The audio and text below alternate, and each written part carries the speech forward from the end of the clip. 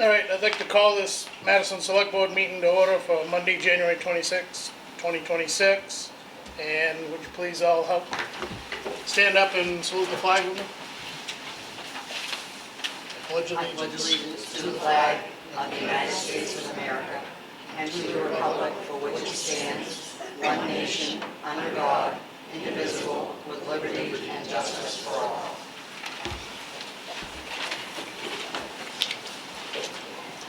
Okay, roll call. Let it show that 4 select persons are present and Sally is absent. Sally But is on online. Zoom. I'm here. Okay. Okay, C, consent agenda. Number 1, AP warrants, number 19, Mr. 01. Chairman, Yep. before we get started, could I Yep. just make a motion to amend the current agenda from Yep. January 26th to February 2nd to reflect the correct date? Yep. We can do that. No motion needed. It will be taken care of. Okay, thank you. Thanks. Okay, consent agenda, number 1, AP warrants, number 19, 0113, 2026. Payroll registers 03/115, 2026, and 04/122, 26. Your wishes? Make a motion to approve as written. Second. We have a motion and a second. All those in favor? Motion In passed. favor? 5-0. D, acceptance of minute of the select board meeting from January 12th, 2026. Your wishes? I'll make a motion to accept the minutes as written. I'll second. Okay, a motion and a second. All those in favor of the motion? In favor? Okay, that's 5-0. Letter E, second public hearing, Acadia Health Outpatient Substance Use Disorder Treatment Facility, the Madison Discovery House. Before I strike the gavel to open the public hearing, I'd like to remind everybody that public hearing is not a public opinion hearing, but a hearing to determine if they've met all the application requirements or not. Please stay civil. The chair will recognize you if you have questions once we start. Public hearing is now in session. We have Brian Raybeck and Mindy Bubar from Acadia. Do you have anything further that you want to add in addition to what was said previously at the last public hearing? Only to note that there are some other folks from Acadia who are online tonight, including Adrian Sass, who's been here at the other meetings. Michael Shaw is there, and Matt Davis is there as well from Acadia. So what we're hoping to do is be available to answer your questions. We feel like we've presented several times to you already, and you have a good sense of what the project is. And so we thought it'd be better to listen to what your questions are and listen to the public hearing tonight. Okay. Thank you. Board, any questions? Okay. Public?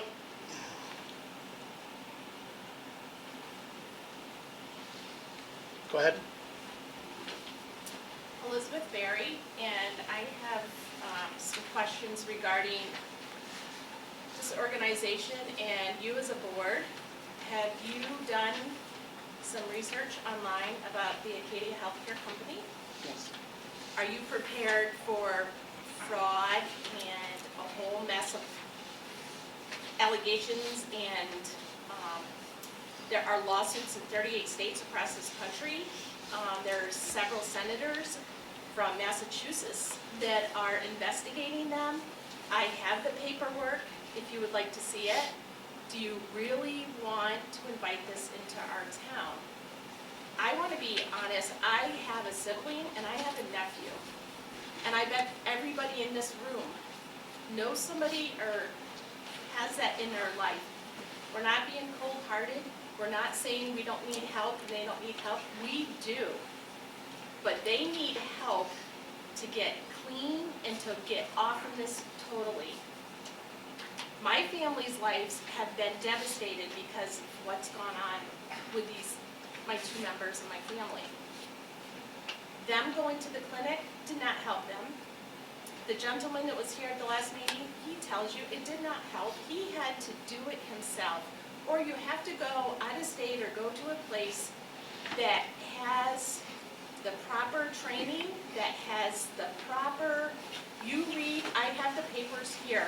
There's allegations they are not properly trained. They are, there's fraud with Medicare, Medicaid. They are overbilling insurance in their inpatient clinics and hospitals. They are keeping people there until their insurance runs out. I just found this just a few minutes ago. I have been looking and looking just to get educated on both sides, and holy cow. I just asked the town to please take some time, investigate this some more, because I think you're bringing a whole lot of trouble to our area if this goes through. There's numerous lawsuits out there. There's one here from the US Senate, Mr. Marquet from Massachusetts. They are doing an ongoing investigation. There's sexual assaults, there's the counselors, there's not enough, they're not trained adequately, there's fraudulent billing to insurance, there's just claim after claim after claim. And I just ask you to please, before this goes through in our town, can we take some time and look into this some more? I just asked that. And then one other question, if it's okay. Is this clinic being leased, or is that building bought out there? Or is it being sold? That's a question for Acadia to answer. Is the building being leased, bought, sold? It's being bought. Okay. Who is the agency that you're going through?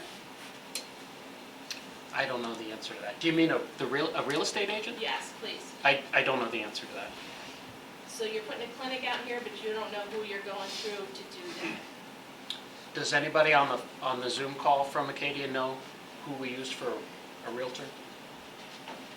We have our own internal real estate team, and I believe we're purchasing directly from the seller. So a personal sale, not through any agent in this area. Yes, you guys, that works with that, so I don't.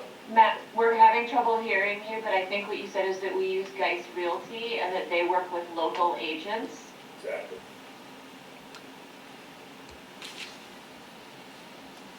I didn't hear. They use Geis Realty, and they're working with local agents. Okay, and I'm not picking on you, Denise, I just want to make sure there's no conflict of interest here with your husband and Allied Realty. He is hands-off, he has nothing to do with this. Okay, And that was made clear from the very start. okay, and I didn't know that, and I just wanted to make sure. I don't know what else to say. I'd ask our select people of our town to please view these documents. Please go online, look up lawsuits. They're legit. And I just think we're gonna have a whole lot of problems. And my heart goes out. My husband works on these roads. Jeff Wright and his crew work on these roads. And we all know what happened in Waterville. And that woman came from that clinic. Why was she allowed to drive? You swore up hill and down at the last meeting that they're not allowed to drive after treatment, and she had 2 kids in that car. How are you going to stop that at our clinic? Thank you. Next, anybody else? In the back, yep, go ahead. Just a quick comment, Tom Moore. The last public hearing, they stated that there was no other treatment centers in Somerset County. There's one at Reddington. I saw the pamphlet with that doctor's shop the other day. So there are other treatment available. Besides, there are other mental health around by the courthouse downtown. So there are other places available. Thank you. Thanks. Go ahead. Ryan Murphy. I have so much more input to put into this. We could have 3 more hearings. I don't even know where to begin. I want to start with the question that was not properly answered at the first hearing. Another resident asked, what is the success rate of these clinics? And the answer was clearly danced around. We have those statistics if you guys want to give it another try. What's the success rate of these clinics on getting people on full recovery? It's percentage-wise, just give me a number, 0 to 100%. I think the answer the last time will be the same as this time, which is that the success rate depends on how you measure success. And so Yeah. for us, success is having people in treatment, and decreasing illicit use. Well, So- thank you very much for that answer. Anybody in this room, after you leave this hearing, go research it for yourself. You're going to get broad numbers, but you're going to get 3 categories.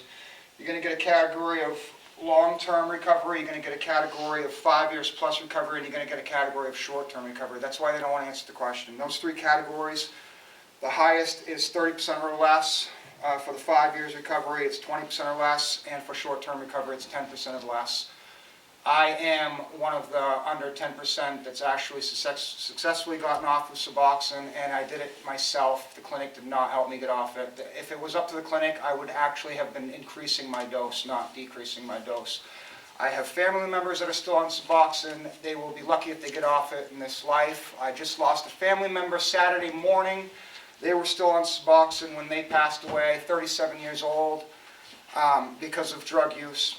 And the Suboxone clinic didn't save them. I am here to speak my voice because I have 3 children in Madison, and I have unborn grandchildren, and I'm not afraid of the implications in the next year or so. I'm afraid of the long-term implications, which leads me to a question real quick. Can we be assured that this clinic will not attract homeless squatters on private land surrounding the business park, as we have seen escalate exponentially in Waterville? What type of measures could the clinic even legally put into place to prohibit such a matter? And now that I just heard that you guys aren't allowing these people to drive, that's even escalates my question even more. So, or will this just become another problem for the town officials and first responders to deal with? Because I put up a post on Madison Community Matters Facebook page less than 4 hours ago, and it's already going nuts. I expected to see more people here, but it was just such short notice. And we were talking about how Waterville, they've got their homeless population they thought that when the health clinic came into Waterville, they gave the same spiel. We're going to save the community, things are going to go down.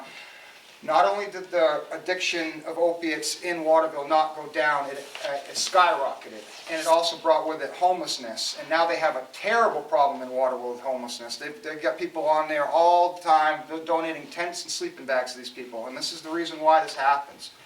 Because we're going to open this clinic in Madison in the business park. We're going to keep getting people from the Forks, Caratunk, Bingham, Solon, Athens, Cornville, Kingfield, New Sharon, Brighton, I mean, you name it, we're going to be getting from all these surrounding towns, okay? Now what's going to happen, these people are going to have transportation for the short term, okay?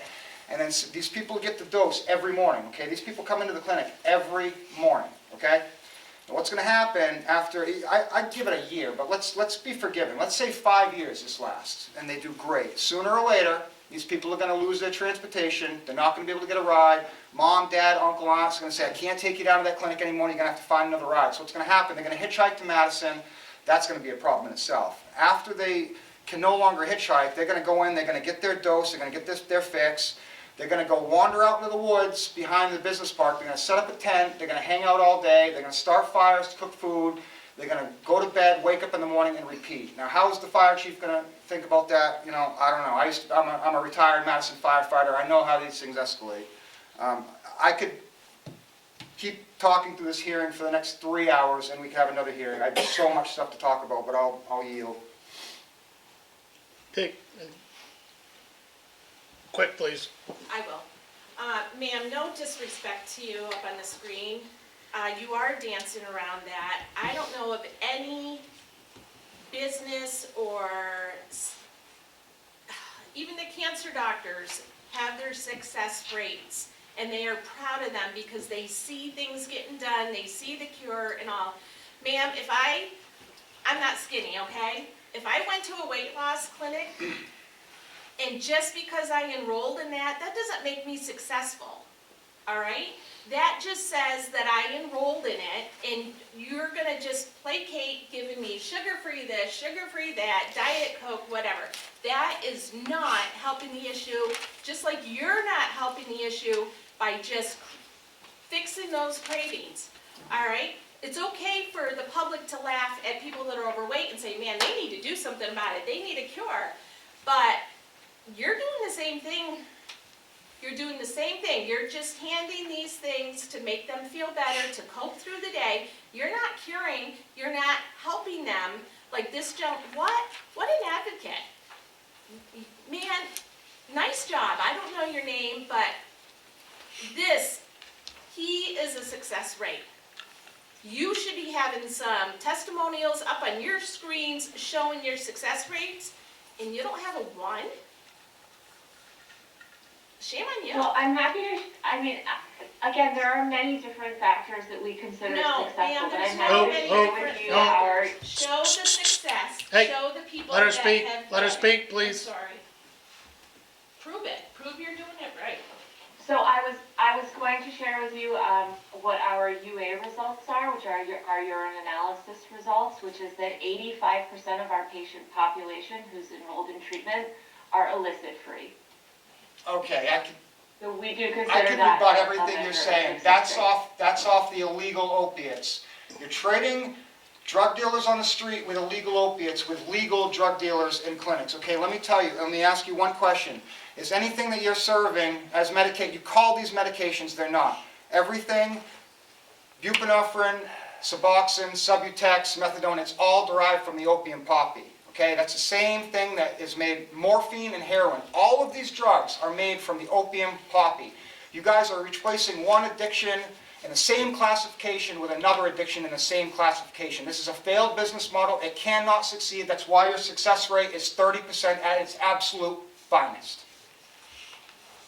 I've lost 16 people to this disease. None of them can speak their minds here. None of their families are here because they don't want to relive this nightmare. I know I'm only allowed 3 minutes per person, but when I have to speak again in a few minutes, I'd appreciate it if I could have a couple more minutes to speak for the people that I've lost. I'll yield back. Anybody else in the public? I got one in front. I'll get to you guys. To your point Name, about please. Name, please. oh, Eric, Last name? Ray, Okay. you talked about the weight loss program. You go into that, guess what? If you want to better yourself, you're not going to lose anything. They can help you. You have to want to do it. And they are helping you. The same thing they are doing. To your point about losing, everything changes or whatever, what about the veterans that got stuck on this stuff because of being in pain all the time? How many veterans got off of it because of getting help this way and didn't go to the streets? Didn't go and get the stuff off the streets with the fentanyl and die. This is different than going to, I get what you guys are saying, but there's also another side of it that you guys aren't seeing. You go get weight loss program, but you don't actually do anything to help yourself, it's not going to do any good. You talk about, you helped yourself. Everyone can do it if they want to, but if they don't want to, at least they're not sitting there going and getting off the streets and not knowing what they're getting. There's two sides of it that you guys aren't seeing. Oh, I see both sides, and mine started with surgery on my knee. Okay, I'm just saying, exactly, that's, so okay. They lied to us back then. I Guys. asked my surgeon when I got cancer, this is what my father said, why do these kids all get put on But medication? back He then said, is not "The the same as doc- it is now The either." surgeon told me the doctors Excuse me, lied I'm to talking, us. thank you, Sorry. thank you. Gentlemen, if we could, let's be against debating. No, in the that's audience. what, okay. Okay. But what I'm saying is like, there is a side to each side. You started out with that was how many years ago? What, the surgery was With your knee. 25 years ago. It Right, led it's to a not the 20 same it back led to then. almost a It's 20-year not- opiate addiction. It's not the same, what I'm saying is, what the treatment is now is not the same as it was back then. No, it's worse. Okay. It's worse. So are you Trust me, it's in the worse. treatment now? No. All right I had then, to get that's up- what, Could I be allowed 1 minute to explain that? Could you wait? Absolutely. I've got other people in the back. Was somebody in the back that had their hand up? Mr. Drury. Go ahead. I just got a general question. Can the select board stop this if we wanted to stop it? Or is this just a discussion for the discussion? This is the second public hearing. We had the first. There's been no decision made to this point, so. I got one more in the back. I saw one. Yep, gentleman in the back, please. Joseph Griffith. I've got a few things. First off, methadone clinic, correct? Okay. Not only. Not, okay, but methadone clinic, whatever. Okay. I have a friend that lives 2 doors down from the methadone clinic in Hampton. We walked quite regularly down the streets, and there was constantly needles on the corner of the methadone clinic. We have tons and tons of kids that walk these streets every day in the summer, unsupervised. That's neither here nor there. The point is, what are the chances that they accidentally find themselves stuck with the dirty pool? First off. Second off, I worked in alcohol for 5 years. Suboxone was one of the most commonly traded and sold drugs in that business. You can easily abuse it. If you don't use it correctly, if you send it up your nose, you're going to be just as high as anything else. So what is the, unless you are 1,000% willing to take it as prescribed, and like Ray said earlier, I believe that was your name, I apologize, not everybody has that willpower to do it themselves. They see an easy fix. Where is the benefit to putting that in our community? I think you're talking about Suboxone, buprenorphine, and I just want to clarify that we're a med unit off of the Waterville clinic, and they are methadone only. So we're not currently looking at buprenorphine.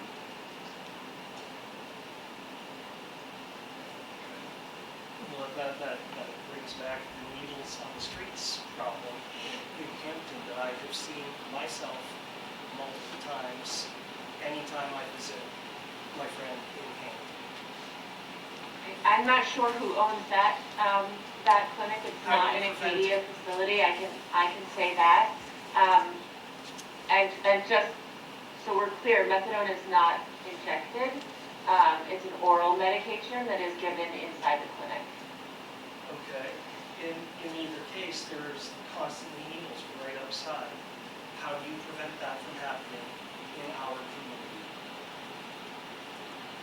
Well, again, I can't speak to that specific clinic because it's not an Acadia facility, but I can say at the last public hearing, one of your law enforcement officers, and I believe some of your DOT folks were talking about needles in the woods, and so I think that there is an issue in communities in general, and our hope is to be a good partner to help so that that is reduced.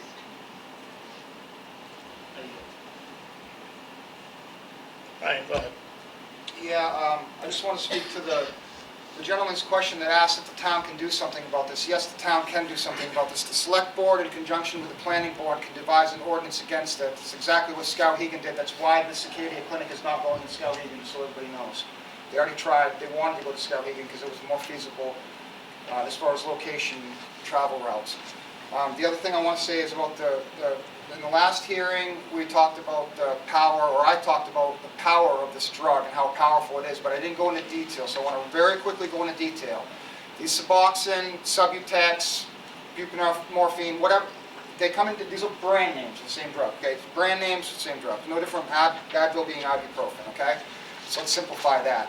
These pills are generically given or generally given in an 8 milligram tablet, okay? Now that 8 milligram tablet is about the size of a Tic Tac. Okay? Average. I'm sorry. Their average. We're not prescribing Suboxone, so I'm sorry to interrupt you, but we're talking about methadone specifically, liquid methadone. That's the only thing that you guys are going to be given at this clinic? Because that's exactly the opposite of what we were told at the last hearing. So let's get our facts straight here. So at the last hearing, we discussed that some of our clinics do provide Suboxone. The Waterville Clinic does not currently provide Suboxone. I'm talking about the Madison Clinic that you're proposing. I'm talking about the Waterville Clinic that's already there. The Waterville Clinic does not prescribe. The Madison Clinic that we're proposing. Let her finish. I think she's gonna get there. The Madison Clinic is a med unit off of the Waterville Clinic, which does not have Suboxone. So why was I lied to at the last hearing then? We have video. So you were asked what types of, sir, you were asked what types of medication-assisted treatment Acadia provides. Acadia as a whole has clinics that provide both methadone and Suboxone as well as injectables. The Waterville Clinic, which will oversee the med unit in Madison, is only providing methadone, which is liquid. So you're telling me that 10 years from now, there's no chance of Suboxone being in this clinic? I find that highly hard to believe. I think none of us here has a crystal ball. We cannot predict what's going to happen 10 years down the road. So why don't we let me finish my talk about the dosage then? Because I know this, I'm not stupid. This is going to be a Suboxone clinic, all right? It might not be next year. This is going to be a Suboxone clinic, and I'll tell you why. Because methadone doesn't treat the addicts that are on the opiates in this area. Otherwise, I would have been on methadone for 10 years. I wasn't. I was on Suboxone because methadone doesn't treat the opiate addiction that I had. And I'll tell you one thing. All of these kids that are on these addictions now, it's way worse than the Percocets that I was on, all right? These kids are on fentanyl. They're on designer drugs. We're in a new era, people. You guys are fighting opiates with opiates. I said this in the last hearing. And let me quickly talk about the milligrams. An 8 milligram tablet. Most of your clients, or excuse me, not Acadia, if you guys are going to dance around that, but all of the clinics that provide Suboxone or a form of Suboxone, the average dosage is 3 tablets per day, okay? Some people take 1, some take 2, some take 3. I know people that take 6 tablets per day, okay? 8 milligrams per tablet.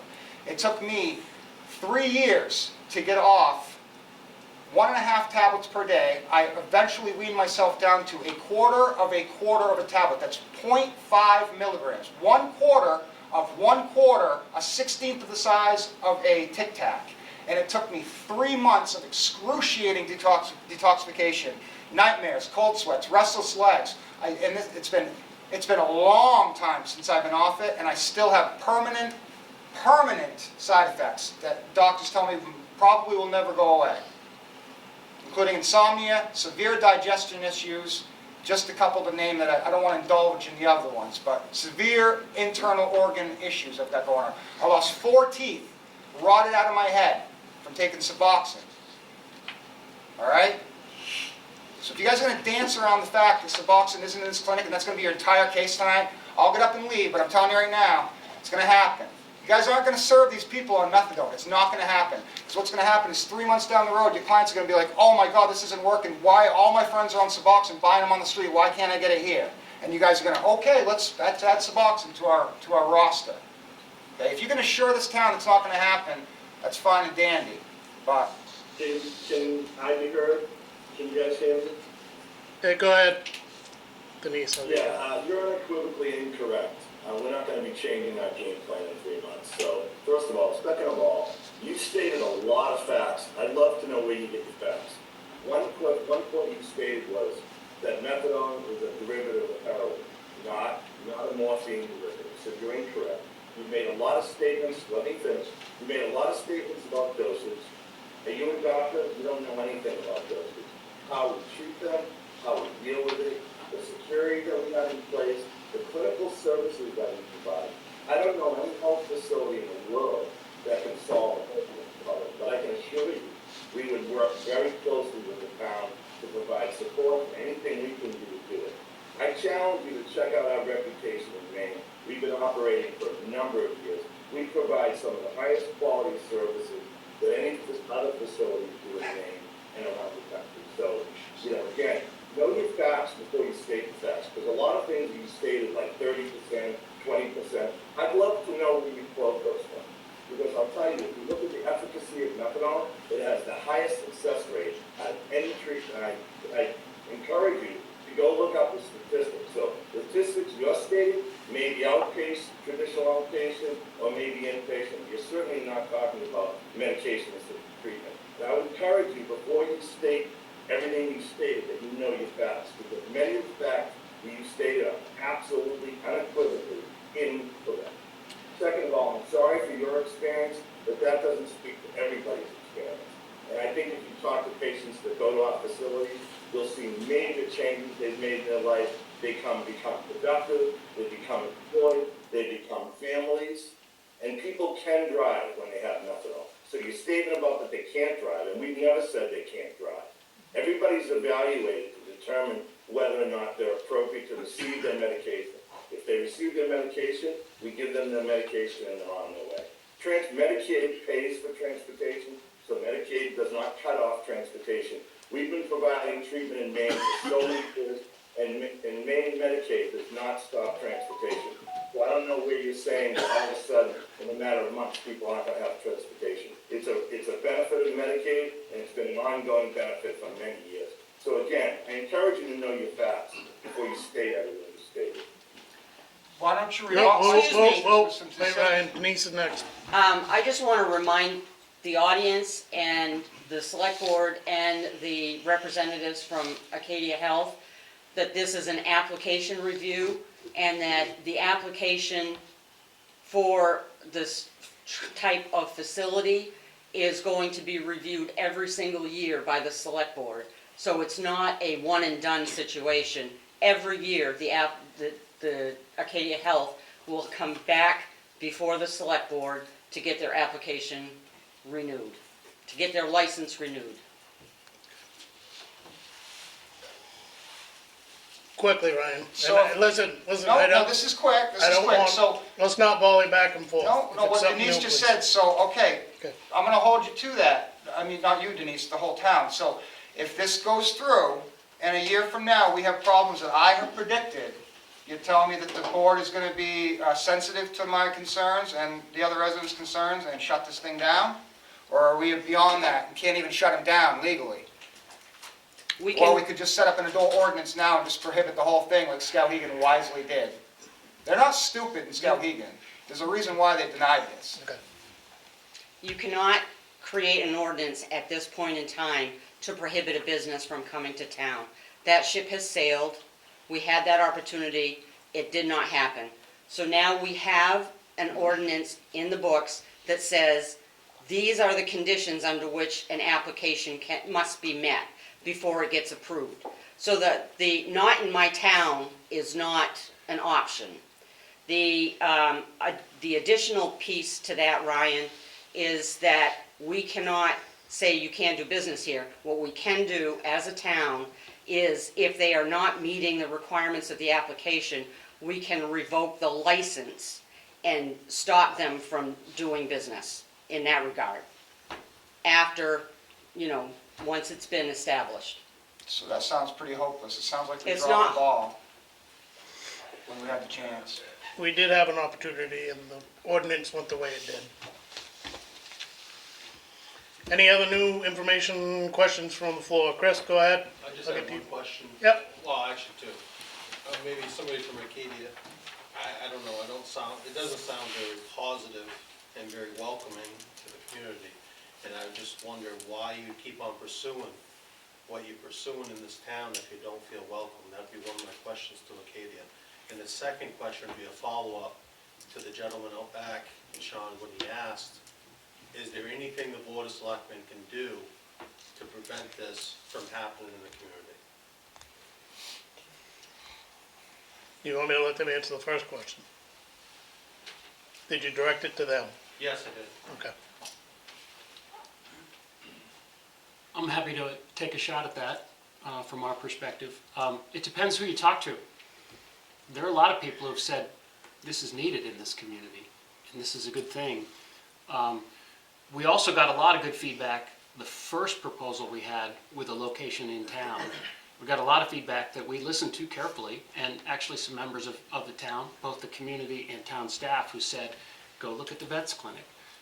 I got to tell you, not a lot of my clients do that and take suggestions from, when they're doing real estate development, they're usually not taking suggestions from town staff and from the community.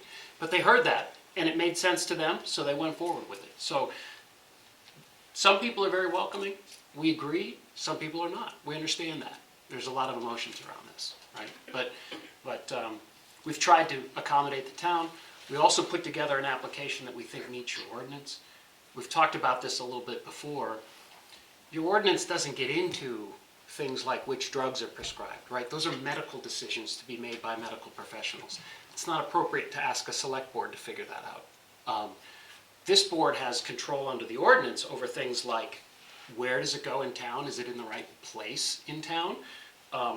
You can add some conditions of approval, the ordinance says, that cover certain aspects of the operations, but we're not getting to what's the dosage, which is the right time of medicine, how many people are there, right? Your ordinance doesn't include those provisions.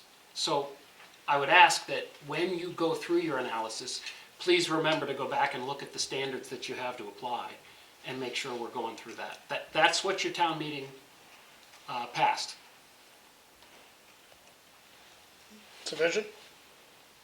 Answer that question, and then just to the board. Second question, I think Matt kinda asked it, we put the ordinance in place and that's what we've got to go by. I think we need to adhere to what is in the ordinance that was passed by the public. I think that's what we've got to rest back on. Short of that, we're here to listen and So basically- react. Basically, what you're saying is it's happening one way or another, it's just I, listen to complaints before it happens. Is that, I mean, just come out and say it. There's no sense keep on wasting everybody's time tonight, it's happening, it's happening. I believe the ordinance isn't so we can It should be here. take this off the rails. It should be, okay. I don't think the It's out of you ordinance, guys' I don't think hands. the ordinance went to the level that you were looking for, or maybe some others in this town. The vote, when it happens, will be whether or not Acadia met the requirements of the application and the ordinance. That's what the vote will be. Did Acadia meet the requirements of the application and the ordinance? So the ordinance in place is what we get to rely on. John, do you want to speak quick? John has to speak, so. Yeah, I feel what you guys are saying, and sitting here in this position now, there's part of me that can understand what you're saying, Chris and Ryan, and everybody who doesn't agree with this going there. If you guys remember how this whole thing started, a year and a half ago, it was me and a few other people that spearheaded this thing that got the town to come together and say they're not coming in town. But then we as a town came together and said they can go out on the outskirts. It saddens me that I'm hearing all you guys speak like this today, because we had, if you wanted to, the opportunity to give more resistance at that time. We're now, Chris, we're now in a position to where we as a town said, you can come, but here's the parameters, and they're sticking to it. So our hands are pretty much tied by what we came up with at that time initially. So I hear what you guys are saying. I'm really sorry you guys feel that way, but as a board, as Denise said, we have to just follow what you guys put in place and what we have to go on. Right Hi. behind you, Ryan, quick. Go ahead. Linda Tiberge. The last meeting you said that you were going to bring 150 Madison residents, is what I understood, that there was 150 Maine residents that travel to Waterville as of right now. So I'm wondering if you limit your ability to 150, or are you going to be able to go 200, 300, 400? Because it can grow fast, because that's just the way things go. And I just was wondering, as a town, can we set, I know it's their business, but are they expecting to go from 150 to 300 and all that coming into town? Now you want to answer that? I know you did the last meeting. Right. Actually, Adrian, I wonder if you'd answer that, to talk about how quickly you think it'll ramp up. I know we have said it can handle up to 150 patients. That's correct. But I think you also said it's going to take several years to get there. That's correct. I would be surprised if at the end of year one we have 50 patients. Generally, a med unit off of a well-established clinic is slow but steady pacing in terms of patients.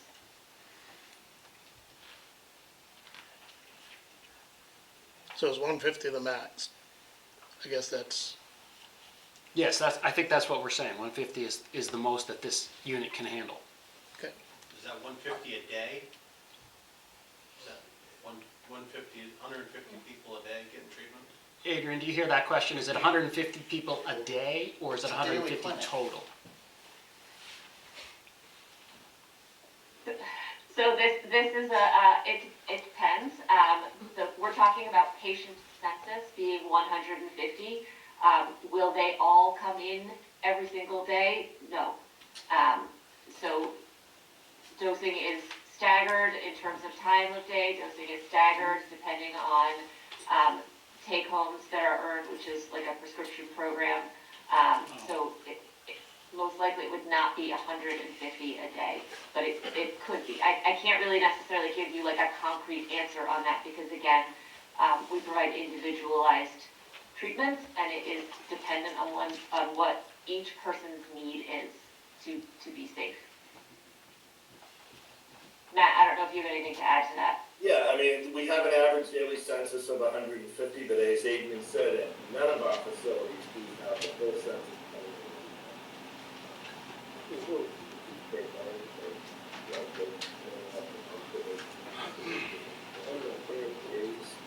I don't see a day where you have 150 people. Denise, could you tell us what he said, because we I- couldn't hear the very. No, I couldn't hear the end of what you said, Matt. Can you please repeat yourself? We heard average daily census of Yeah, 150. average daily census of 150 patients. However, people are in different stages of treatment, so I don't see a point where we would have 150 people coming into the facility at the end. Because people are in different stages. Some may be receiving take-homes, things like that. There are none of our facilities, let's say we have a facility with 200 patients. 200 patients don't have everything. That's the average daily census, but people are in different stages. Ryan, Did you say, quickly. did I just hear twice in the last 3 minutes about take-home medications? Is that what I heard? It's a question for Acadia. Take-home medications? Yes, we provide take-home medication. Okay, so you guys blatantly just lied about what you said last hearing. I'm so glad I attended both hearings. You guys are dancing around everything here. I clearly asked. Take-home medication, so I don't know where you get that. Okay, you keep telling me I don't know my facts, buddy, all right? Let me tell you this. I'll go watch the recording again. Okay, She we clearly need to pause. described we had an We need to open pause. Ryan. Matt, please pause. Matt, please pause. We can't have overlapping conversations. We need, One at a time. Mm-hmm. Ryan, if you could ask a question, Matt will answer it. Let Matt finish answering it, okay? He's saying the exact opposite of what the representative said last time. Clear answers to clear questions are being absolutely rebutted. And I clearly asked at the last hearing, I said, are these people coming in every morning and getting their dose and leaving, or are some of them getting their prescription and taken off? And we're clearly given the distinction of two types of clinics. One, I believe, was an OPOC, and one was whatever you guys are doing. I wish I had written it down because I didn't think this was going to get brought up again. Because I thought this was clearly answered in the last meeting. Obviously, it was not. No, it was, and what we were talking about was the difference between a Suboxone clinic, an office-based clinic, like a Suboxone clinic, and an OTP, which is what we are as a methadone clinic. And they are different, and what we were saying is that you don't come in and receive a prescription that you take to the pharmacy and fill. That So you our did patients answer. come in, and our patients come in and they receive their medication from us. And it was also stated that not only do we follow our own policies, we also follow state policy, federal policy, and the DEA regulations. So anyone who does have a take-home, which is not a prescription that is filled at a pharmacy, is medication that is received on-site, has that under the guidance of the state, federal, and the DEA regulations. So you're just digging yourself deeper because now you're going to be a source for the street drugs that we all know about. Because I wasn't prescribed Suboxone. I bought it on the street. All right? So you guys are just refilling all of the street drugs now. It's just coming from a clinic instead of a dealer in water. Alright, Oh, my goodness. any other questions? Yeah, I just wanted to answer my first question, because I asked 3 questions. The first one got ignored. What about all the concerns about squatting and homelessness that they have in Waterville? How are you going to prevent that from happening in the town? And is the town going to be responsible to clean up that mess when you create it? So what you're saying is that we're responsible for every homeless problem across the No, what I'm saying is you're going to bring this homelessness to Madison. We do not have a homeless problem in this town yet. Waterville has a rampant one, and they didn't have one before this stuff happened. Or, excuse me, I'll bring my facts. They had one, but it was not escalating the way it is today. Is that good enough for you? So you think we're responsible for the homeless problem in Waterville and every other town? I believe that you escalated the homelessness problem in Waterville, and that's not a theory. Again, show me the facts. Okay. Any other questions outside of the ones that have been asked? Randy? So what is the take-home medication? This is the first I've heard they take home. It's methadone. And is it in a liquid form? It's liquid methadone, yes. And liquid form and It's all the same. Hey, easy. Go ahead, why don't you share with her how It's a- that's it? Yeah, so it's a single dose of your, It's all the same. Liquid methadone, pill methadone, Suboxone, Subutex, it's all Ryan, the let's same. not run over them. I don't know if she's done. Are you done? so, You didn't hear. I'm sorry, I'm having a little trouble understanding what's happening. If you're asking about the medication for take-homes, once a patient has take-homes, and again, has met all of the criteria that goes along with that, a take-home is dispensed into a single dose bottle that has a label on it with the patient information, the dosage, the name of the medication, just like any other medication that you would receive that has your identifying information on it. Again, Ryan, don't be combative, No, please. no, obviously, well, liquid, I just want everybody to know, my drug history, I went from Percocets to buying liquid methadone off the street to buying Suboxone off the street. That was the progression of my addiction, okay? And it took me several years to get off Suboxone. What I'm saying is the liquid methadone stops working. You get immune to it, and the dose goes higher and higher and higher. And once the liquid methadone dose no longer works, that's when they upgrade. Sir, are you a doctor? I am a patient that has Okay. been on this junk for 25 years, and I've been recovered for a long time. And I'm here to state the facts because you and your lawyers are not doing so. That was very clear in the last hearing. This is just the second round. And you guys are just, I thought you guys were being honestly dancing around at the first hearing. Now I realize you just lied to us. I've already caught you in 2 lies. Okay. Anybody else? Quickly, please. Just want to clarify one thing. I think if you go back to that last meeting we had a couple weeks ago, the representative, the woman sitting up front here, you did say that you do your best and you do not let people drive away from the clinic. You did say that. So I just wanted to clarify that. And, you know, you're going to do what you're going to do anyways, but I just hope when you stop and think about when we probably will get up to this 150 people per day that's going to be doing this, my prayers are with you in Ward Hill. We got that problem right there. You got a minimum of 150 vehicles that are going to be in and out of there at that intersection. Good luck, and I pray that it's none of your families that get creamed like mine did. Any new comments from the floor? Last opportunity. Oh, go ahead in the back. Jeff Drew, Regional Code Enforcement Officer. When all this started, Acadia stated that all medications will be given at the clinic. Thank you. In a observed by a licensed nurse or something, and they would have the liquid there on the spot, and it would not be taken home. Why are we hearing otherwise now? That was never stated. Yes, it I don't was. think It was. that was stated. Easy. Well, I request a Hey, third hearing. Whoa! Stop walking on each other. Let Matt answer, please. Yeah, I would like you to show me where that was stated, because. We'll play you the video. Ryan. I'm sorry, Matt, I'm sorry, Jeff, sorry. Very heated about this. Okay. I believe that we were trying to explain sort of what a day in the life looks like and what the dosing protocol is. So we may, I honestly don't know, but we may have described what that is, and you may have asked questions about impairment, and we may have talked about what an assessment looks like by a licensed nurse when a patient comes in and receives their dose. So my guess is that that's what we're talking about. Adrian, I think you were also talking at the time about this is not a situation where you take a prescription to a pharmacy and have it filled there, as you just described 2 minutes ago.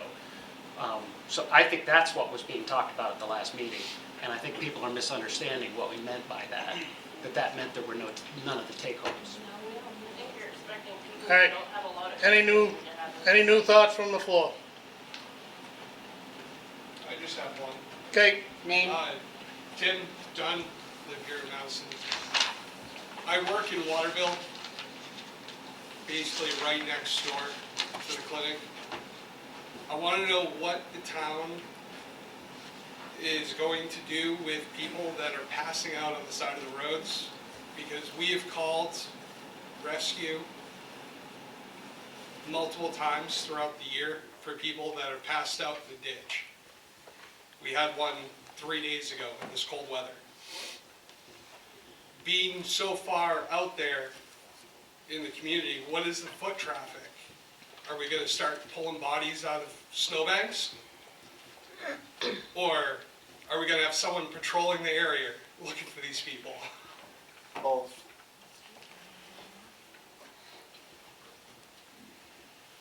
Marty Berry. With the light that was just shown in regards to taking prescriptions and being taken out, are we prepared to have people traveling back and forth from 5 a.m. to 2, they said was roughly the prime time? That's when the high school is in and out. Are we gonna? 5 a.m. to 11. We don't medicate after 11 a.m. So on the But we way just to found school. out that you are giving prescriptions to be taken out, which was not gonna happen. People were gonna have drivers, now they're gonna be on the road. I'm on the fire department too. We've had 2 head-on collisions on 148, and they had just come from. So what does this license that the town is gonna be giving? Is it, has to be given inside the building and stay inside the building? Or is it just a general stamp, you can go ahead and do what you wanna do? It's concerning what we've learned just tonight, let alone what we were told last week that doesn't correspond with what this week is. Or not last week, but the last public hearing. Thank you. I think there's a lot more facts that need to be had or heard and come to more knowledge than just stamp this and say, okay, they can have the business out there. Thank you. Denise, do you want to?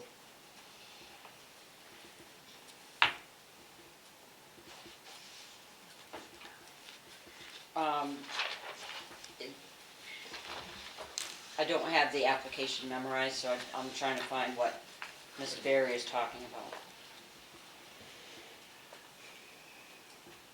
I almost. Is it new? Yeah, I almost started with this, and I guess I should have. I was gonna start this, my first comment tonight was gonna be, I think we should finish this hearing, hear everything that's had to be said, and I think we should request a third hearing. And if we can't just request a third hearing, we need to petition for a third hearing. And now after hearing tonight, I think that's even more important. This guy up here challenged me to bring facts. I was gonna bring facts, but I didn't think I needed to bring as many facts. But I'll tell you what, pal, I'll do my homework and I'll see you.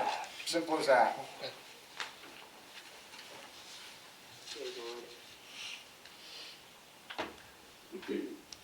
Denise, you need time, or should we? Yeah, I'm not gonna find it right now. I don't have it memorized, and it's gonna take me time to dig into the documents. I guess my question is to you, should we schedule a third? I would. Okay. With that. Hang on, Sean, hang on. With that, Sean, can somebody from Acadia, like I was saying, there's a lot of people that don't want this here. Can they bring some people, Zoom or something, to show this assess that they're talking about? Because there's in my eyes, there's nothing here positive.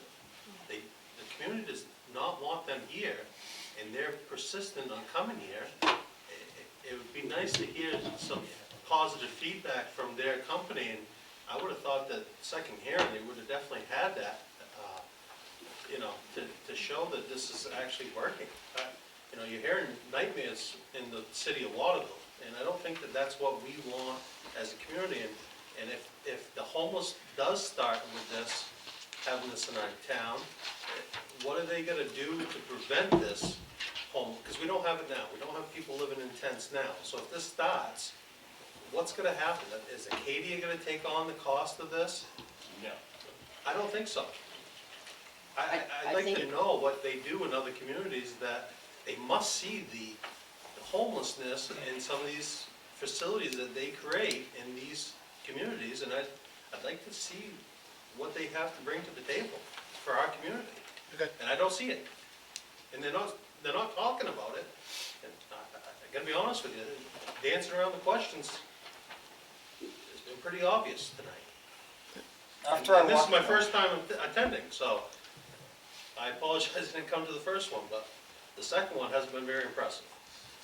Ryan, quickly. I didn't realize how many more questions I had for this hearing until after I rewatched the video of myself speaking and everybody else speaking at the first hearing. So I'll tell you what, as soon as you air this tomorrow night, I hope you have it in tomorrow. It took almost a day to air it, last time. Well, I'm going to go home from work tomorrow. Mind you, I work in Portland. I'm not gone from 4 a.m. to 5 p.m., but I'm going to come home and I'm going to watch that video and I'm going to come up with all the dancing around you guys did tonight. Because I'm so heated tonight, I'm not even focused on how you danced around my first question about all the stuff being made from the opium poppy. Because your rebuttal to that was, oh, methadone. I named like 7 medications that are all derived from opium poppy. And you said, oh, methadone's not. And so that's your whole argument. About every one of those medications you stated, so that's what I'll state. Okay. I'll clarify my facts for the third hearing. Okay. Anybody else? I suggest you do the same. Just a second. Matt, go ahead, please. Not Matt. Sorry, that's okay, I'm Brian. Yeah. Respectfully, we are way off track. We don't judge any other business, we don't judge any other medical facility based on some artificial success rate. This is difficult. Nobody's doubting that, nobody's questioning that, right? This is hard to do, and it takes a lot of work. I think you've heard that from people. We don't ask whether somebody can put it in a doctor's office based on how good that doctor is at preventing the flu or how good the surgeon is, right? Yeah, we want success. Everybody does. But that's not a criteria that we judge whether a business can come to your town. It sure as heck is not a criteria that's in your ordinance. I understand people want information. I get it, and we're trying to provide it, right? Sometimes I think some of the technical jargon gets in the way. I think that's what happened with this the discussion about prescription and takeaways, right? People keep saying, oh, you're giving prescriptions, and the Acadia people keep saying, they're not prescriptions, right? That's an understanding that Acadia has about how that business works, and understandably, members of the public may not know that, right? But again, that's not part of this ordinance review. So respectfully, I know it is difficult, but if we don't apply the law that we have, we're just making it up as we go. And that's unfair, that's illegal, frankly, right? Sorry. Thank you. Ryan, quickly, if it's a new point, please. Yeah, then we can go to what he said earlier. He advised us himself to put in some provisions into this ordinance, or into the lack of ordinance. Put in some provisions to the standards that they have to meet and add some. Because I don't think anybody in this town feels 100% comfortable with this clinic coming to town without any provisions. Provisions to address all of the concerns that we stated tonight. My concerns, everybody else's concerns. the homelessness thing, the squatting thing, there's woods all around that business park owned by private landowners. You're telling me there's not gonna be any tents set up All in right, those let's- woods? Come on. Let's not speak to them, speak to the floor, please. That's all I have to say. Yep, One more thing, sorry. Last summer, we were in Burlington, Vermont for a conference, and directly across the street was a homeless encampment. You could not walk through that park. It was absolutely beautiful. Trees, sidewalks, everything to get down to the waterfront, because there was just needles all over. There was a murder just a few days after we left, and I will prove this, you go online and you look up Burlington, Vermont, and the businesses that were all at this conference said, if you do not do something now, none of us are coming back for the conferences, the businesses were hurt. We were backing up in the parking garage, and the guy was, I don't even know what he was doing. He was losing it. Needles, you couldn't walk into the hotel on the sidewalk, needles, okay? Is it that hotel's fault? No. But you know, that's a sanctuary city. They're bringing in these clinics. They're doing this. You go look it up. You will find it online. And you will see what it did to that city. That's a huge city. You know, we're looking for businesses to come to our area. We're looking to grow Madison. We're looking to grow Somerset County. You know, do you want that reputation? Yeah, I don't know. any other new thoughts from the floor? Go ahead. I got just one. Yep. This place is a for-profit company, so it's about money. right? Thank you. And we might be stuck with it now, but there is things we can do. There is an application fee, correct? That somehow got set way too low, in my opinion. But that could be upped in the future if need be. I hope, right? So if things We don't try to go well- remain business friendly if we can. Yeah. So if it don't go well, we could always hit them where it hurts, the pocketbook, up that fee to an ungodly amount that they wouldn't wanna pay and be here. Lisa? Denise had indicated that the application process would be yearly. Are we allowed to modify the ordinance between the yearly renewals so that there would be additional requirements from year to year? That's a legal question that I'm not comfortable answering, but we can investigate that. Go ahead, Ron. Quick question, so the ship sailed on an ordinance, so you're telling me like 50 years from now, we can't, if things get out of control, we can't have an ordinance, like, never again, no like... Wait, Ryan, we can, but the ordinance we have in place right now that we have to fall back on is the ordinance we have. Okay, Okay? understandable. That's what I'm trying to get you to understand. That's what we have for a backing right now. At what point can we change the ordinance? I think she wants to answer that. Go ahead. Hi, I'm Melanie Weston. I am the contract town planner for the town of Madison and also a Madison resident. The answer to that question is you can pretty much work on amendments to ordinances year round. The planning board would have to approve it, it'd have to get to the select board, that'd have to be done prior to town meeting. It wouldn't be enacted until June at town meeting unless the town paid for a special town meeting. Thank you, Melanie. You're welcome. Any other questions that haven't been spoken? Go ahead. All right, so I'm not sure we're going to get the third public hearing now. But how do we continue this conversation? Because it seems like it still needs to go on. Agreed. I think a third public hearing is probably not the answer, but the conversation to fine tune the ordinance and the, Lisa, what would you, the parameters within the ordinance, that conversation can continue. But the ordinance itself, which is what is under the application itself, which is under the ordinance that exists today, calls for 2 public hearings. We've met that requirement. Acadia has met that requirement. I think if we try to push it for a 3rd public hearing at this point, there could be legal ramifications. I agree. Now, my question really is, how can we continue the conversation with Arcadia? Because it seems like there's still a lot of misconceptions, misperceptions that I think they would love to get corrected. But I don't know how, the best way to do that. Well, one thing I can say is that, we plan on being a good community member.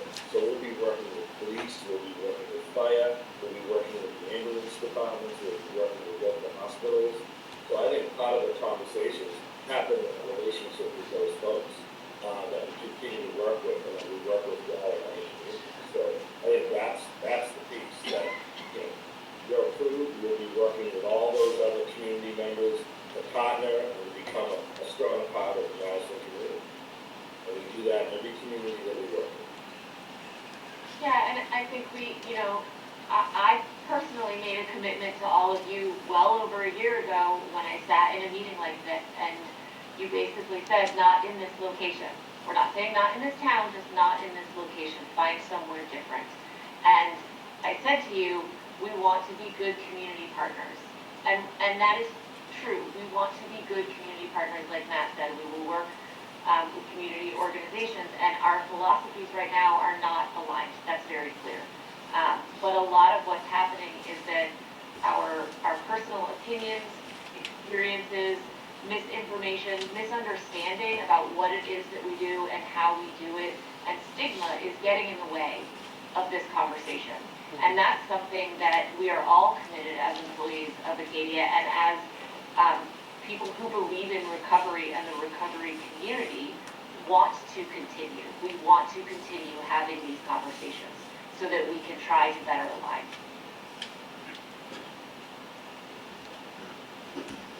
Did you have, Ms. Weston? No. Okay, Brian.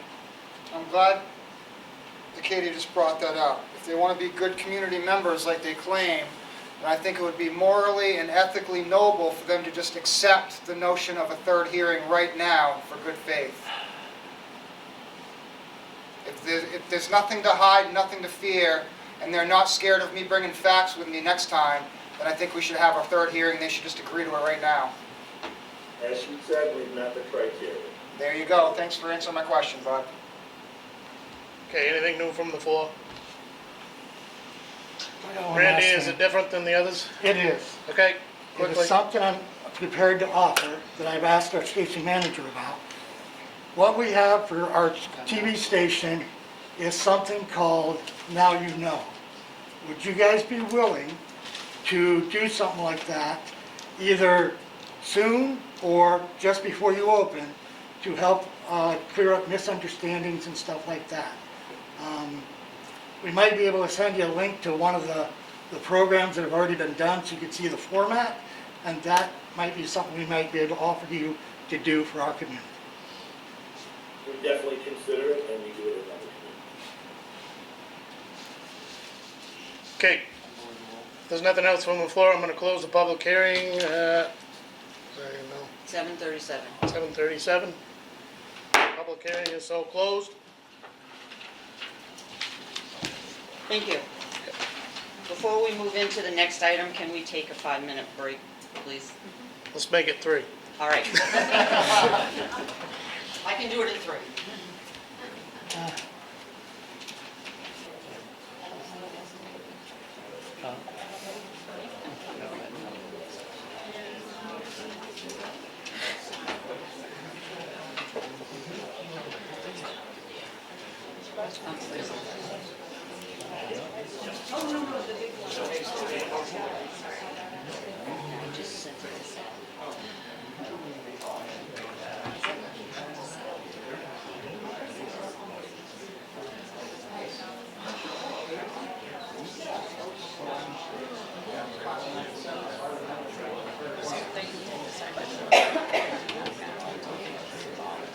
It's up to them. They really don't control over their agenda. They can move things around if they want to. Normally, they would just deliver it and not have a separate entry. Put it right. It's all fresh and everybody's moving. Just do it. Because that's what, that's what most people do. But they don't have to do that. Guys, we're gonna bring the meeting back into order.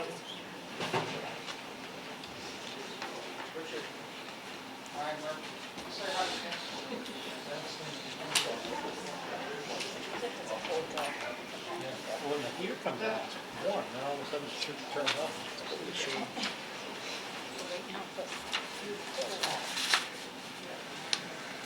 Sally, you're on mute right now.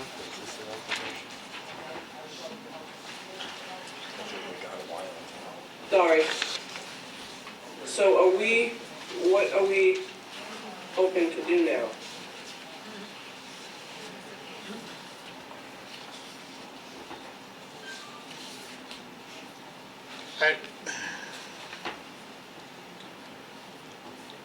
I would say at this point, I would say a motion to postpone the vote until we get legal counsel would be in order, but I second.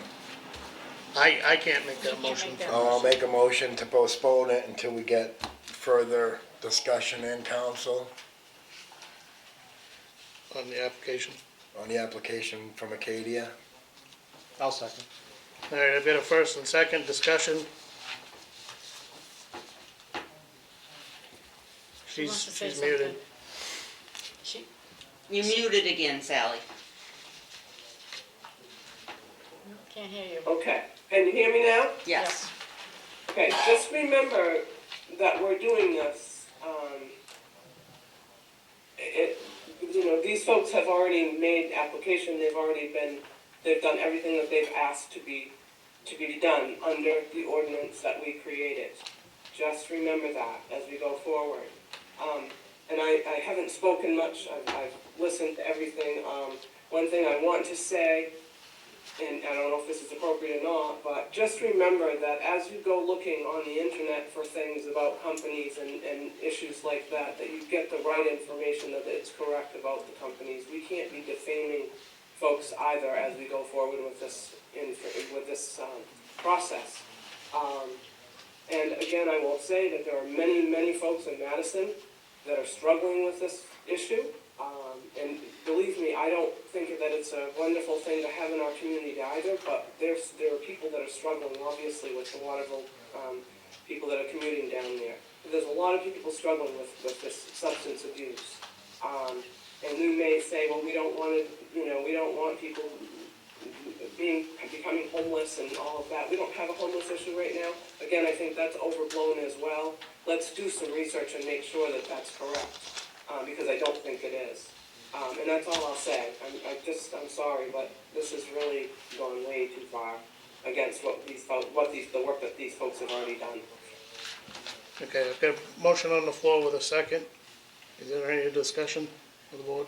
Kathy? I would just like to say that I don't think that we're ready to make the decision tonight, whether we need legal counsel or not. I mean, I just don't, we need to be able to look at the ordinance and review the application, and from the paperwork, that's an in-depth thing, and I just don't think that we can just vote to approve it yet tonight. We just need to be able to look at it and make sure all the requirements were met. That's all. And that's fair. Yeah. Any other discussion? Seeing none, all those in favor of the motion signified. Randy. All right, Randy, I just wanted to remind you that you have a meeting next week. we understand that, yeah. All right, all those in favor of the motion on the floor to postpone at this point, the vote? We just postpone it to not necessarily, well, I don't know. The motion was what exactly? To postpone the vote on the application so that you can review it and check with legal counsel if necessary.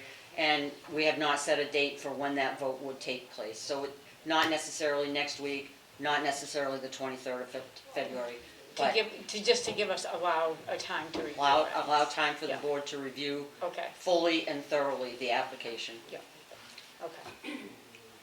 All those in favor? Okay. Sally, you got a vote? I'm opposed. Against, okay. 4, 1 against. The motion carries. Ready to move on to old? Yep. Okay. Old business, number F, letter F. Number 1, Timber HP update. Matt. O'Malia? Close enough? Yep. O'Malley. O'Malley.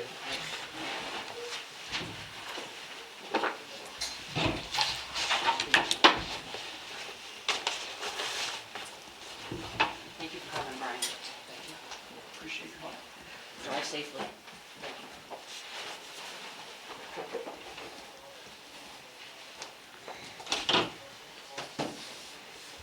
Welcome, guys. Thank you so much. My name's Matt O'Malley. I'm the CEO of Timber HP. I'm joined here by Jessica Vigneault, who's our head of production.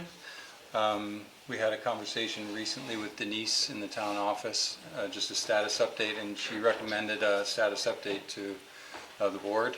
Just to, obviously for us, the relationship to the town of Madison is extremely important. We see ourselves as partners, so in that vein, obviously strong and open communication, I think, is important. So I'll give you a brief update on the company, and then Jessica will provide more detail on the operations and some of our teams and staffing. So when we last checked in, that would have been less than a year ago, we were in the process of restructuring the company. We emerged on June 25th as a restructured company at that point. Obviously, the opportunity in front of us was to, with an improved balance sheet, to execute on the business plan and grow the company to make it successful. For me, in this position, the key was to obviously understand the problems that plagued us in the past in terms of our ramp. Much of that had to do with liquidity, but also putting together a strong team that would allow us to be successful. So one of the key areas where we fell short in terms of executing the business plan was to complete all 3 production lines, the loose fill, a bat, and a board. We weren't able to complete the board line, which we did. Started the first board production in September, had it certified in December, and that's now in the market. That was very important in terms of our overall product portfolio and the success of the company. I'm very pleased to have that on time and on budget. We also, through the restructuring, improved the quality of our products, the bat, and the fill. We had sort of customer feedback, which we improved to make it better accepted. We're seeing really good market adoption now with those improvements, so we're very pleased to see the products all in place moving forward. We were able to hire on important key positions in the leadership, including a CFO and a CSMO. Those were areas that we hadn't had as much experience. We had always been very strong on operations, but we brought on a lot of experience with excuse me, those 2 positions from the industry. The CFO came from head of strategy at West Fraser. The CSMO was head of marketing for Zip at Huber. So really quality experienced people in this area that obviously we are in building products. In addition to that, we hired out a marketing team. At bankruptcy, we were down to 1 salesperson, and now we're a team of 18, and the total sales and marketing we're growing to 22. So really sort of robust boots on the ground strategy. So I'm very pleased with what we've been able to accomplish in these last 7 months. So in general, in terms of the company, I think it really has been about rebuilding and structuring. At the low point when we last spoke, we were at 38 people. We're now up to 75. We're going to grow steadily as our ramp and production demand requires. Our goal is to be at full 24-hour production for 3 days. That's sort of our key target by mid-year 2027. So as you can imagine, we do have a lot of production capacity, and it's about growing the market and ramping those products. And we're well on our way to doing that, but it is going to take time until we are at full sort of production at that first kind of break-even level. So a great team, great support, and I think my final comment is, as we look at our opportunity here in Madison to partner is really to create quality jobs. I personally feel like we've been able to attract incredible talent in the area, which I think there's just incredible folks here. We're fortunate to be located here. And for me, it's about creating opportunity for growth and expansion in those roles. And if possible, people see a long-term relationship with the company in terms of employment as a place to retire in the future. So we do see that as our goal, and with the scale of this business, something that we think is a realistic goal as well. So I'll hand it over to Jessica to give you a little more detail. Yeah, so as Matt said, I oversee the production team. So my team encompasses everything from the wood yard and bringing in chips that you might see outside in the chip tent, cooking and refining those chips, making the fibers that are the base raw material for our 3 production lines, all the operators that run those machines, all the operators that move, thank you. All the operators that move materials all the way to shipping and loading trucks to ship out to our customers. So Matt said that we've grown a lot lately. My team just went from 12 operators to 17. Kind of an interesting note, we've had a huge outpouring of support from the community whenever we post for jobs. I actually had to shut down the posting. I had 45 applications for 3 roles that I had open. Extremely qualified candidates, people that have operated heavy equipment, people that have worked in other production facilities in the area wanting to come to Timber HP. We have a team of 5 on our mechanical team, and right now a bit of a small team of 3 on the electrical team that we have postings open for as well. One thing just to share with you, a note that we're really proud of on the operations team is 4 of our employees have worked through our training program on site and have acquired their state of Maine high pressure boilers license. So that's, to me, the reason that's important is that someone that didn't have that accreditation before, they worked at our company, they studied on their own, they passed their state of Maine test, and that's a license that they can take with them should they choose to find employment elsewhere. So we're really proud of that. As Matt said, we finished our 3rd line in September, finished the commissioning, that was turned over to our production teams to run. It's fully operational now. And I think I just really wanted to highlight the people part of this and how we're trying to build our team at Timber and all the great folks we're bringing on board.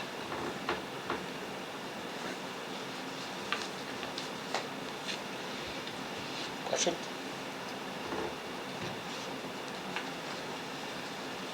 No, we appreciate the update and keep going. Okay, great. Well, we're happy to come in and update as we go. Again, I think a strong partnership is what we're seeking, and you've been great supporters for us, and we intend to fully collaborate. So thank you. Thank you. Thank you, guys. Thank you. Jack had something. Oh, sorry. I just had a quick question. I hear on the street all the time, I want to get the product, where do I get the product? Now Hammond is tied up with Roxel. We don't have Ware Butler anymore, so what do I tell people who ask me, how do I get the product, where do I get the product? Yeah, that's a great question. I think for us, part of that question coming out of restructuring was our channel, our access to the market. I can tell you this, it's something that is very much front and center on my focus to have broader distribution, particularly in this area. It's frustrating that folks at Madison can't buy it locally, and I definitely want to hopefully be able to address that, but it is a process, and these are business relationships that we're working through. But there are several lumber yards in the state of Maine who can deliver this way, Viking, Hancock, who are carrying the product, and I do believe in Hammond they do some special orders, but I think ultimately we want the product widely available. So it's not a challenge for folks to get their hands on, and it's definitely a priority. But these relationships take time, and we respect that part of it as well. So, good question. I appreciate you asking that. You got a couple of names, that's what it is. Yeah, local affairs. Sally, you got anything? You good? She's muted again. She's muted. You're muted. I'm so sorry. I have a cold, so forgive me.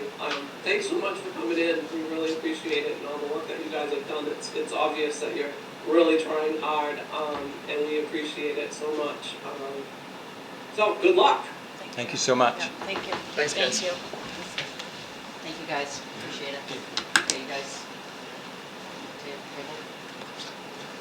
Old business, number 2, select board letter of opinion on Maine DOT's always stop proposal at Route 148, Ward Hill, Old County Road intersection. I drafted a letter based on comments from the meeting and feedback from the board. The letter would go to the Department of Transportation.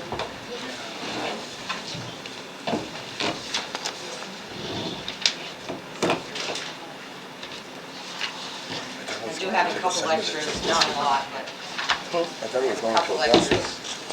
Yeah, it's If anybody wants one. This is a Initially, draft, it's it's not not published, it's not signed. It is. That's the guy in charge of the DOT. Yeah, it was going to the senators, Brad wants to Don't send print it it. to the DOT. Draft. yeah, that's what I was gonna say, like, why would they?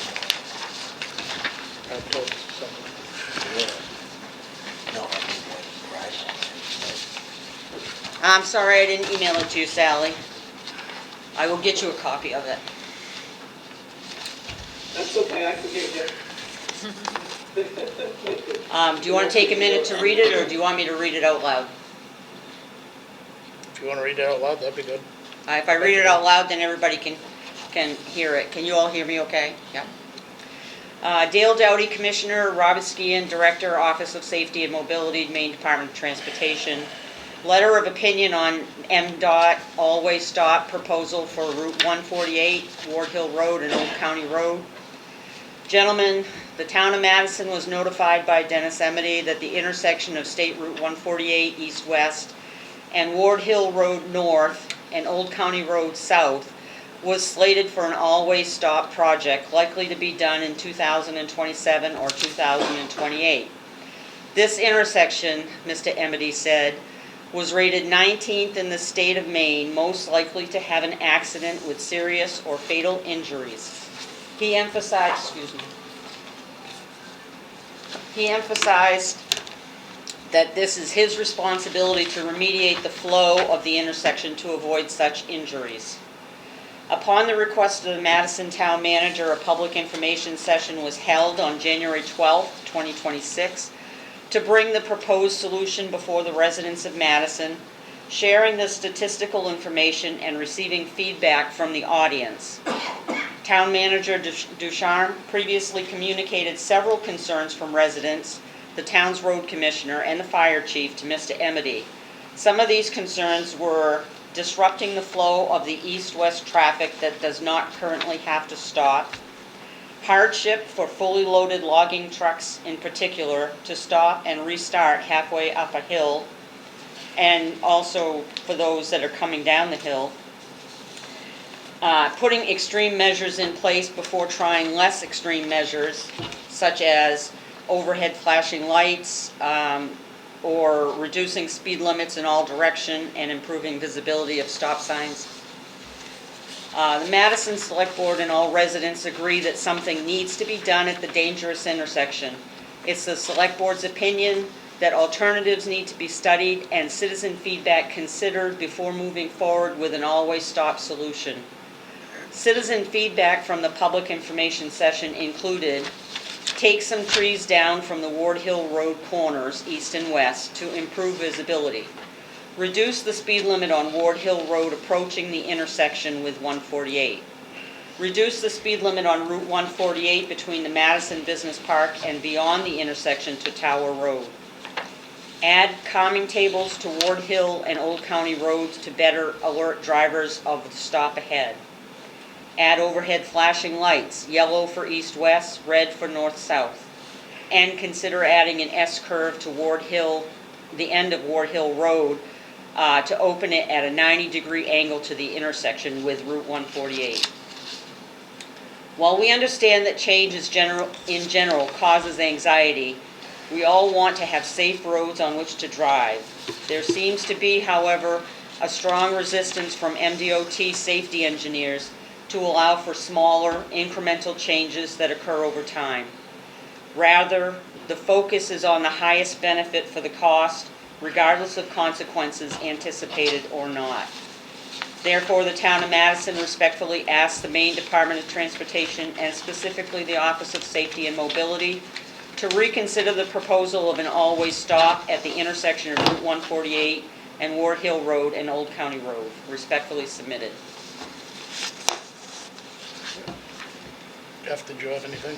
Well, I was unaware of this letter, so I took it upon myself to move forward to get some motion started out at that intersection that you're speaking about.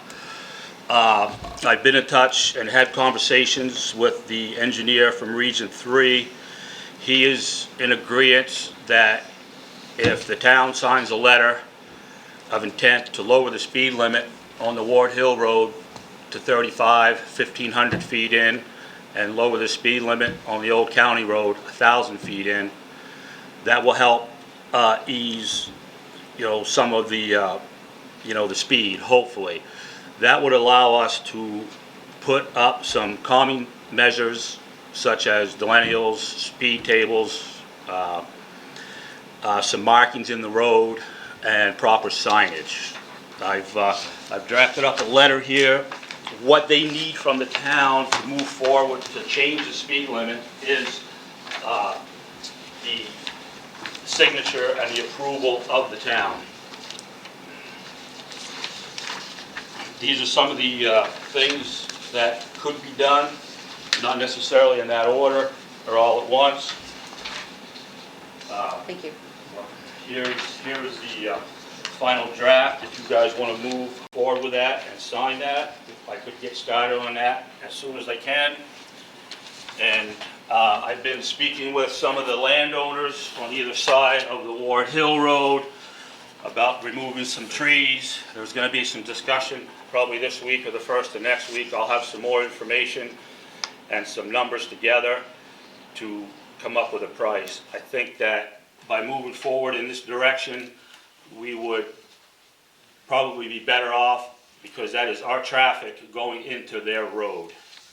For minimal impact on the intersection, to alleviate an all-way stop would be probably the way and a good place to start. So these could be concurrent. I think it should be combined into one letter. And Tim Susi can actually be added to, I think we take the best of both of these letters and make one approach and have a unified approach. Jeff and I can work on pulling that together. I would like to just see the one letter sent and not all that other stuff. The letter that I had drove up, I'm satisfied with and able to send that. I think one's gotta go, I think one was, we were to asked to send one to the state. Right, and this letter this one I had given you is given the DOT permission to default that road from 45 to 35. Okay, and those are town roads, correct? Correct. All right, we're not talking about doing anything to the state road 148. No, we can't. John? Did DOT say that we wouldn't have to put this four-way stop in if we implemented any of this stuff that you come up with? He did not. He implemented that, or indicated that if we took measure to a request, a 35 mile an hour reduction in speed, that we could do what we wanted to do as far as any calming devices in the road. Is there any way to find out if we did take the initiative to take care of those roads, if it would put a stop to that four-way stop for a while, to see what the statistics would be? I could have that Accidents conversation with him. This is just the start of the beginning. That question could be asked. Yeah, I think that's fantastic. Hey Jeff, I have a quick question for Jeff, if I may. Go ahead. When you talk about calming measures, I totally agree that it sounds like it's a good letter, but What kind of measures are you talking about? We already have quite a few measures on both sides of that now. What other? Okay, so in this letter that's drafted up, there could be what they call speed tables.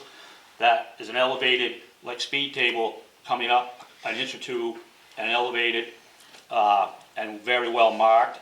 We could grind wider rumble strips in the travel lane. Pavement marking, chevrons, and stop ahead painted in the road. Those could be, some ideas. It all depends how aggressive we want to get as a town, to slow the traffic down. And as stated in the other letter, that, the tree trimming, the tree cutting, possibly some more street lighting in the evening for the light out there, for the darkness. There's only one street light out there now, and it's bright, but it's not, that could be an option also. Would the chevrons be, I'm sorry, Sally, would they be reflective paint? Yes, everything that will be painted on the road will be reflective paint. Yeah, I'd say the more that we can do, and it sounds to me like that would be probably the least expensive method of just throwing some more stuff out there to see if we can slow them down. Yeah, I'll get this letter when it gets signed to the engineer, and I will get some prices for a rough estimate at our next meeting next week. Great, thank you. And the purpose of the letter of opinion, which is different from Jeff's letter, was requested by State Senator Brad Farron to take it directly to the DOT commissioner. John? Did DOT interject themselves here by the statistics of what took place at those four corners, or was some leadership here that got a hold of DOT?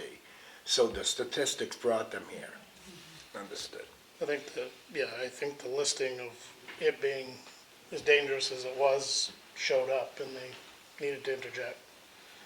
Do you need a motion on both of these, or just signatures? I think we should do both. Okay. I think one shows us as a town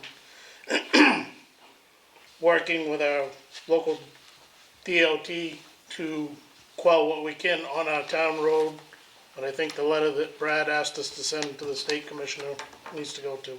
Okay. Do you have any changes or edits that you want to make? I think it flows good. Everybody else? I think it's all Is good. everybody in agreement to do both? So motion to send both? Well, somebody needs to make a motion. Yeah. I'll make a motion to send both the letters drafted to the DOTs. I'll second. Okay, I've got a first and a second. Any discussion? I really don't think sending either one of them that is going to change. Hopefully we can just keep that four-way stop out. That's the main agenda here, and it's expressed here in both letters. Different. And this one, yeah, and it's It's worth a try, though. agree. Definitely. Agree.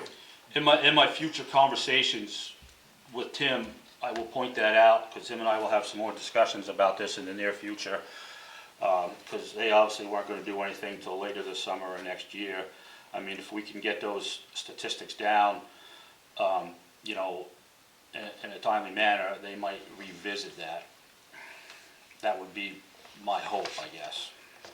And not to divulge, I did talk to Senator Farron, and he had the ear of the commissioner and asked for this letter. I was told nothing will take place until that letter's sent, so. Right now I have the chair, myself, Jeff and Dawn French signing. Jeff, are you okay signing that letter? Do you want me to take your signature off? No, let me read it off. Let me read it through it, and I'll Okay. get it to you tomorrow. We don't need an answer tonight, okay. Go ahead. My question is, on coming up the Ward Hill Road, we have 6 stop signs, flashing lights. and it doesn't seem to deter. So what makes the difference if we lower the speed or paint the roads? It's the people. And so I mean, I come out of there and people are going by, they don't stop. And that's citizens that comes off the Ward Hill Road. So it's like, we want to go through all this, but it's like, you can't make people stop. We have enough stop signs, we have enough warning signs, we have signs coming up the hill. And I don't see painting the roads, putting more signs up, putting speed bumps. People are going to come through there if they want to. Well, the whole intention of doing all the, the speed humps possibly, or the more grinding would be to get the attention of the driver. Because what's happening now is they're just, you can see the signs, but they're looking down or they're doing something else other than, so the object is to get the person's attention. So if the speed limit is lowered, you have a wider grind in the road and or a speed table or something that's going to get their attention. They're going to look up and go, what just happened?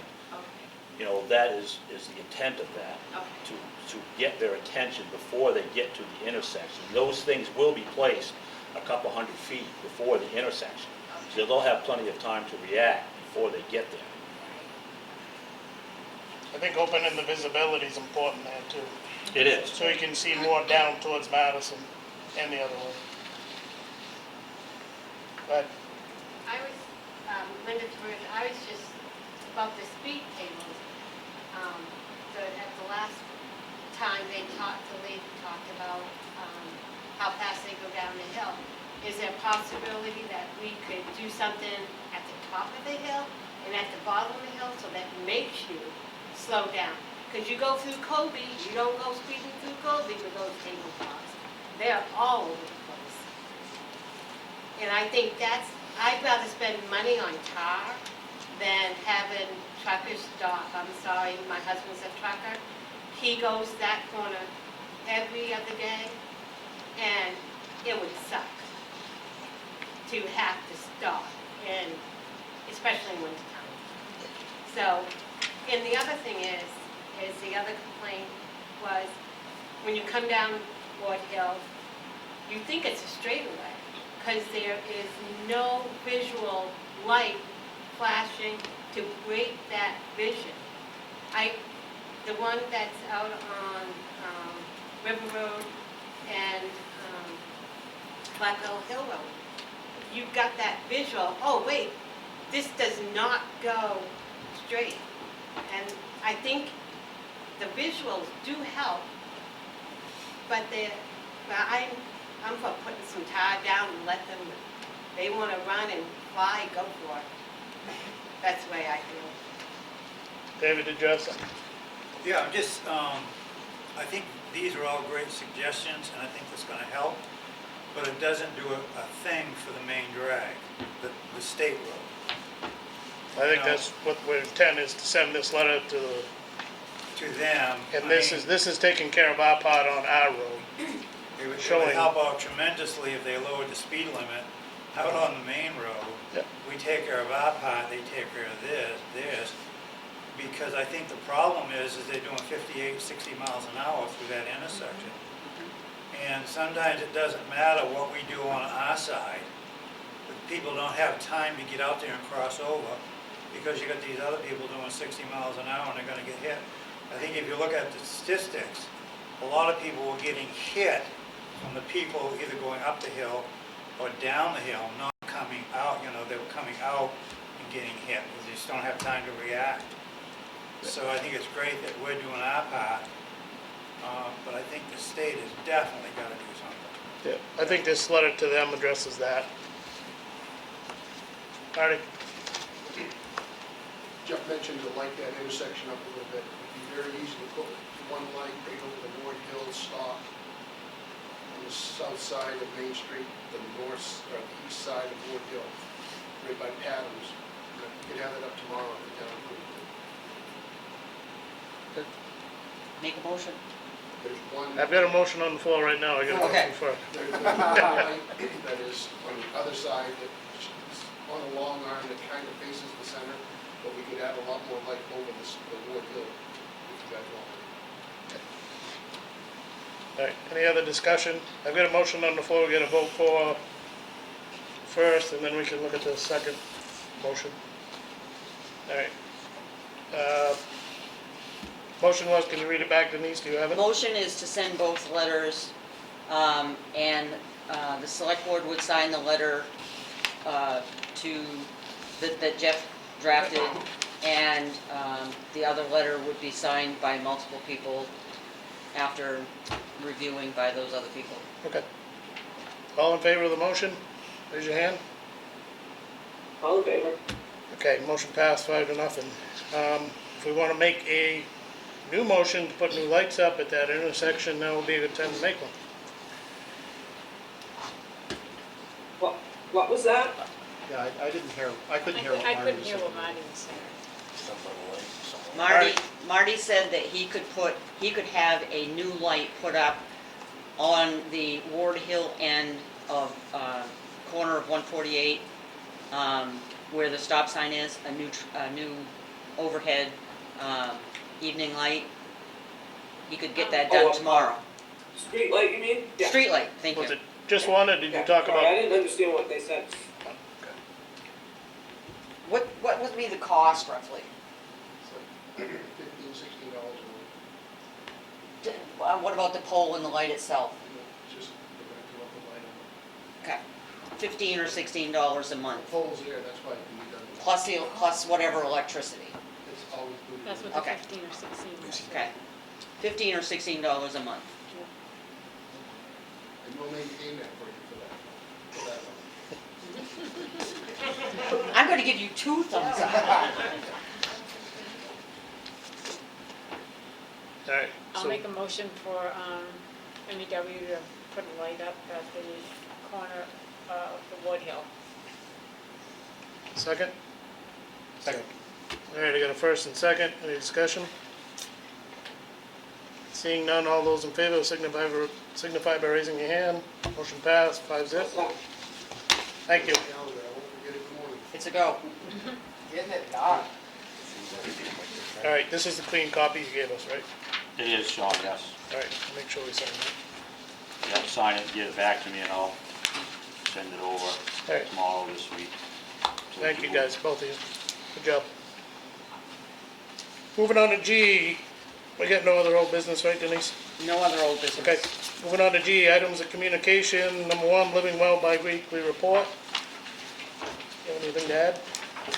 The only thing I did want to know is, we're looking at challenge grants through AARP. I proposed 2 to the Living Well Committee and to the town manager. The first one would be to do home fit classes as a part of our wellness event series. So it's for materials like locks for homes to help aging adults add safety features to their homes as they age, and having a specialist come in and talk about home safety. The other one would be to either add benches or trash cans to the main street. Either trash cans to the main street area to replace those that have been damaged, or benches to the playground green space area, now that the ice rink and warming hut have been added. Okay. So if the board has any questions or concerns about that, just let me know, or if any department heads do. Perfect, thanks.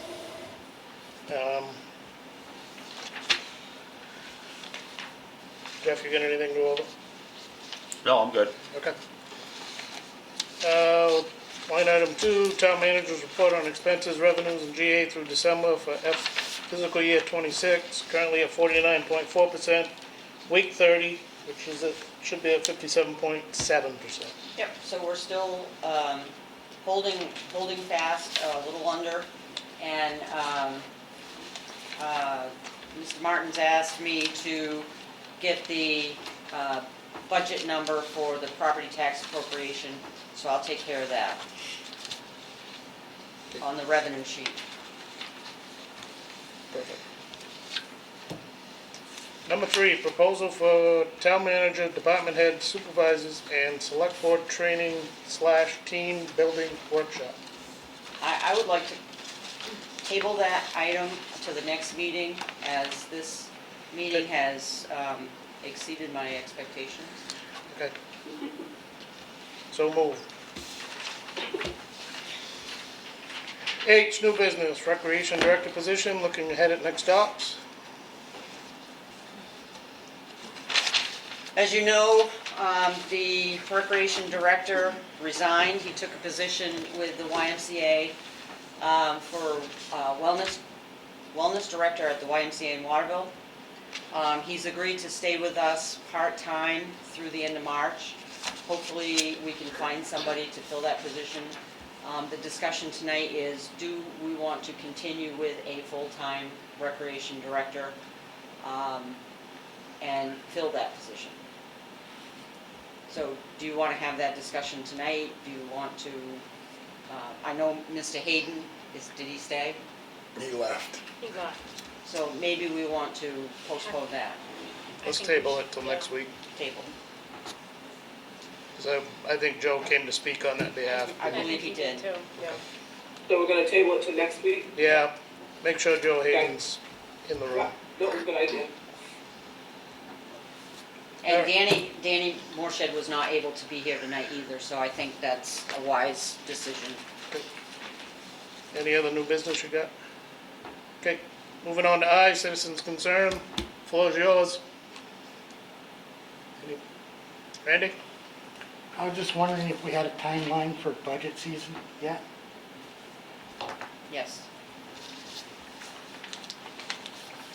So the initial, I'm working with department heads and the finance director and the town clerk to create budgets. And the first budget review by the select board will be March 16th. And then the budget advisory will meet March 25th. So I have some schedules here if anybody wants one. I think I gave these to you guys at the auditorium maybe. If I didn't, I have some extra for you. I'll make sure you get one. Any other citizens concerns? So Randy? the second one I have is, I see that there is now a Town of Madison main page. Yes. Can you share what you're hoping to do with that for the future? Just what I was asked to do, to create a page and share information. And that's all I'm doing.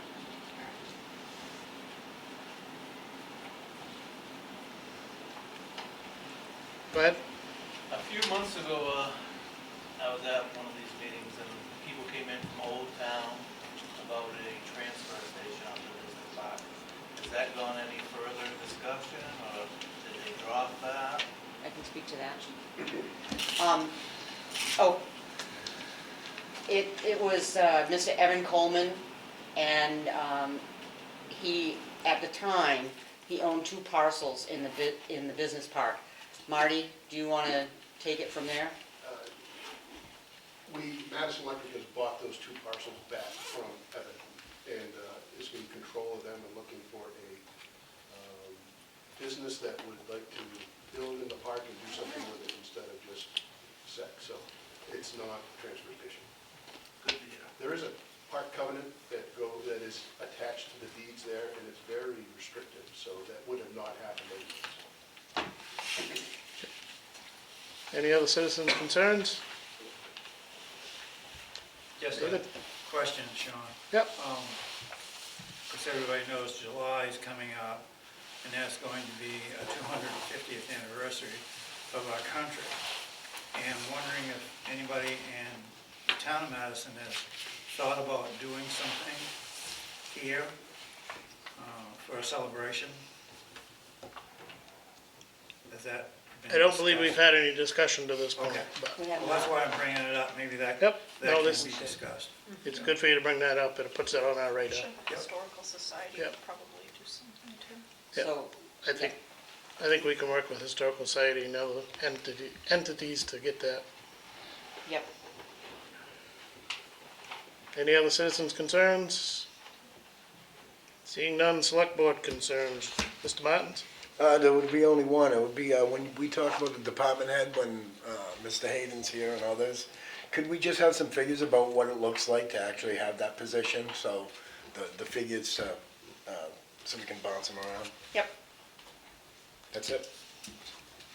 Ms. Estes? all set. All set, right? Mrs. Dwyer? Chairman Dwyer? Okay, thank you. Okay, I have none either.